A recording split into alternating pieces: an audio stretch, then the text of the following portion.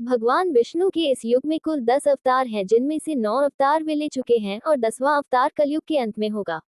भगवान परशुराम भगवान विष्णु के छठे अवतार हैं, जिनके जीवन में कई उद्देश्य निहित हैं। भगवान विष्णु का यह अवतार सबसे भिन्न है क्योंकि इनका जीवन काल कलयुग के अंत तक होगा, अर्थात भगवान परशुराम अभी भी पृथ्वी पर जीवित हैं। भगवान विष्णु के छठे अवतार भगवान परशुराम की जयंती वैशाख शुक्ल तृतीया को आती है। भगवान विष्णु के छठे आवेश अवतार भगवान परशुराम का जन्म सतयुग और त्रेता के संधिकाल में वैशाख शुक्ल तृतीया के दिन रात्रि के प्रथम प्रहर प्रदोष काल में हुआ था। वैशाख मास के शुक्ल पक्ष की तृतीया तिथि को पुनर्वसु नक्षत्र में रात्रि के प्रथम प्रहर में 6 उच्च के ग्रहों से युक्त मिथुन राशि पर राहु के स्थित रहते माता रेणुका के गर्भ से भृगु ऋषि के कुल में परशुराम का प्रादुर्भाव हुआ था।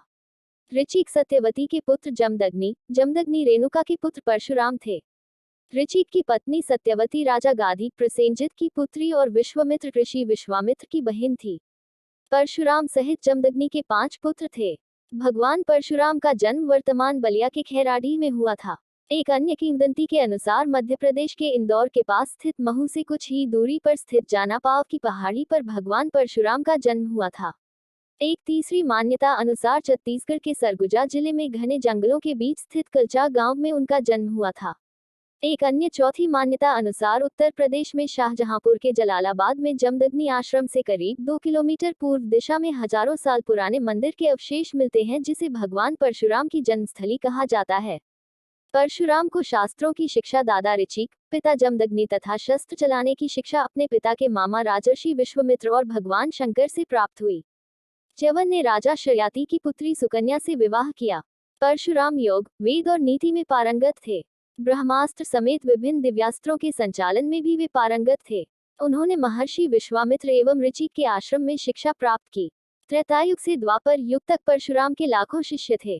महाभारत काल के वीर योद्धाओं भीष्म, द्रोणाचार्य और कर्ण को अस्त्र शस्त्रों की शिक्षा देने वाले गुरु, शस्त्र एवं शास्त्र के धनी ऋषि परशुराम का जीवन संघर्ष और विवादों से भरा रहा है। परशुराम के 4 बड़े भाई थे।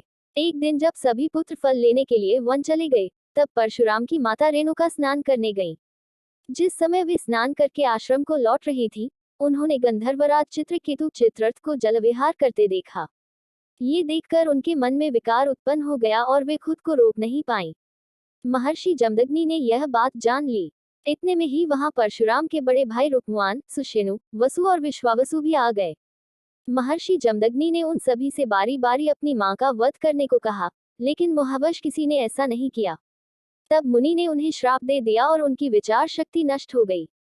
फिर वहां परशुराम आए और तब जमदग्नि ने उनसे ये कार्य करने के लिए कहा। उन्होंने पिता के आदेश पाकर तुरंत अपनी मां का वध कर दिया।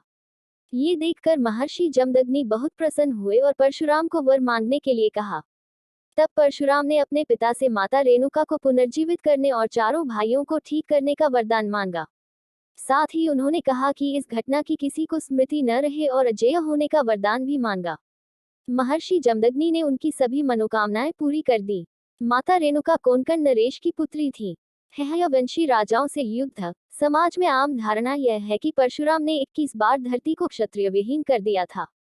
ये धारणा गलत है। भृगु क्षेत्र के शोधकर्ता साहित्यकार शिवकुमार सिंह कौशिकीय के अनुसार जिन राजाओं से इनका युद्ध हुआ उनमें से हयवंशी राजा सहस्त्रार्जुन इनके सगे मौसा थे, जिनके साथ इनके पिता जमदग्नि ऋषि कई बातों को लेकर विवाद था, जिसमें 2 बड़े कारण थे। पहला कामधेनु और दूसरा रेणुका।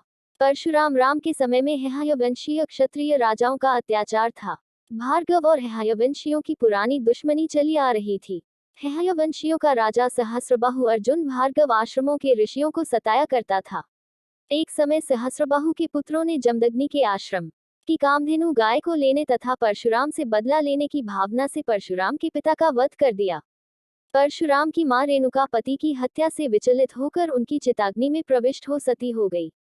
इस घोर घटना ने परशुराम को क्रोधित कर दिया और उन्होंने संकल्प लिया, मैं हय वंश के सभी क्षत्रियों का नाश कर दूंगा। इसी कसम के तहत उन्होंने इस वंश के लोगों से 36 बार युद्ध कर उनका समूल नाश कर दिया था।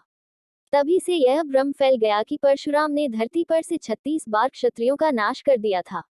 हयवंशियों के राज्य की राजधानी महिष्मती नगरी थी, जिसे आज महेश्वर कहते हैं, जबकि परशुराम और उनके वंशज गुजरात के भड़ौच आदि क्षेत्र में रहते थे। परशुराम ने अपने पिता के वध के बाद भार्गवों को संगठित किया और सरस्वती नदी के तट पर भूतेश्वर शिव तथा महर्षि अगस्त्य मुनि की तपस्या कर जे 41 आयुध दिव्य रथ प्राप्त किए और शिव द्वारा प्राप्त परशु को अभिमंत्रित किया। इस जबरदस्त तैयारी के बाद परशुराम ने भड़ौत से भार्गव सैन्य लेकर हयहयों की नर्मदा तट की बसी महिष्मती नगरी को घेर लिया तथा उसे जीतकर व जलाकर ध्वस्त कर उन्होंने नगर के सभी हयवंशियों का भी वध कर दिया। अपने इस प्रथम आक्रमण में उन्होंने राजा सहस्रबाहु का महिष्मती में ही वध कर ऋषियों को भयमुक्त किया। इसके बाद उन्होंने देश भर में घूमकर अपने 21 अभियानों में हयवंशी 64 राजवंशों का नाश किया। इनमें 14 राजवंश तो पूर्ण वैदिक नास्तिक थे। इस तरह उन्होंने क्षत्रियों के हयवंशी राजाओं का समूल नाश कर दिया, जिसे समाज ने क्षत्रियों का नाश माना, जबकि ऐसा नहीं है। अपने इस 21 अभियानों के बाद भी बहुत से हयवंशी छुपकर बच गए होंगे। चारों युग में परशुराम। सतयुग में जब एक बार गणेश जी ने परशुराम को शिव दर्शन से रोक लिया तो रुष्ट परशुराम ने उन पर परशु प्रहार कर दिया, जिससे गणेश का एक दांत नष्ट हो गया और वे एक दंत कहलाए। त्रेता युग में जनक, दशरथ आदि राजाओं का उन्होंने समुचित सम्मान किया। सीता स्वयंवर में श्री राम का अभिनंदन किया। द्वापर में उन्होंने कौरव सभा में कृष्ण का समर्थन किया और इससे पहले उन्होंने श्री कृष्ण को सुदर्शन चक्र उपलब्ध करवाया था। द्वापर में उन्होंने ही असत्य वाचन करने के दंड स्वरूप कर्ण को सारी विद्या विस्मृत हो जाने का श्राप दिया था। उन्होंने भीष्म, द्रोण व कर्ण को शस्त्र विद्या प्रदान की थी। इस तरह परशुराम के अनेक किस्से हैं। चिरंजीवी है परशुराम। कठिन तप से प्रसन्न हो भगवान विष्णु ने उन्हें कल्प के अंत तक तपस्यारत भूलोक पर रहने का वर दिया। भगवान परशुराम किसी समाज विशेष के आदर्श नहीं है। वे संपूर्ण हिंदू समाज के हैं और वे चिरंजीवी हैं। उन्हें राम के काल में भी देखा गया और कृष्ण के काल में भी। उन्होंने ही भगवान श्री कृष्ण को सुदर्शन चक्र उपलब्ध कराया था। कहते हैं कि वे कलिकाल के अंत में उपस्थित होंगे। ऐसा माना जाता है कि वे कल्प के अंत तक धरती पर ही तपस्यारत रहेंगे। पौराणिक कथा में वर्णित है कि महेंद्रगिरी पर्वत भगवान परशुराम की तप की जगह थी और अंततः वह उसी पर्वत पर कल्पांत तक के लिए तपस्यारत होने के लिए चले गए थे।